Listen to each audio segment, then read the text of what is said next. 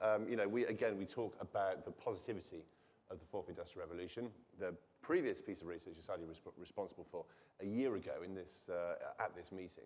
We talked about the fact that 150 million jobs, roughly, would be created, and slightly more than half would be displaced. So on the whole, it's a positive message, but of course, it's not that simple.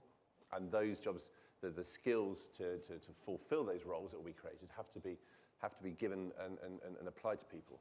You're at the front line, you're a technology company working in a competitive talent market. What's the reality?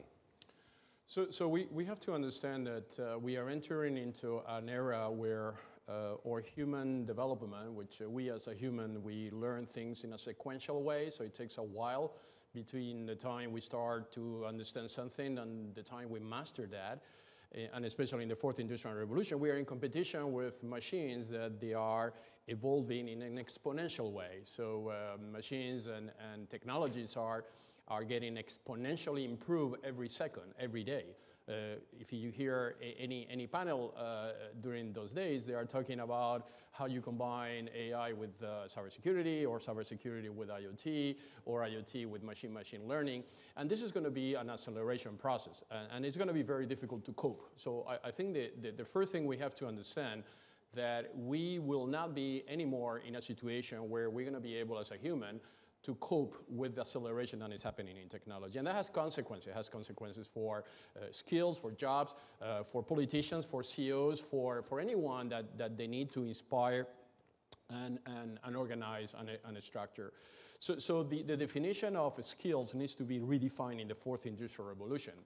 And what we do as a CEO of a company or as a person helping institutions, UN agencies, and others to cope with that challenge is that by redefining skills, one of the things we need to do is break down the skill into what we call an activity or a task, because we just cannot learn everything at once. It is a situation in the United States, for instance, we are missing something like 500,000 jobs, technology jobs, but even when the companies start to define the job itself, they have a difficulty to define the job, because the job is not anymore aligned with what is being studied in universities. You know, universities' degrees have nothing to do anymore in common with the requirements of a company working in leading-edge technology.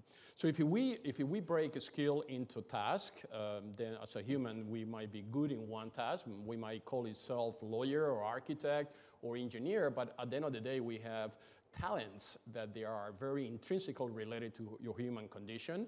If we associate those talents with the power of those technologies, then they are now around us, we can make a breakthrough. So this is happening. It's happening by combining the best talent in medicine with the new robotics for medicine.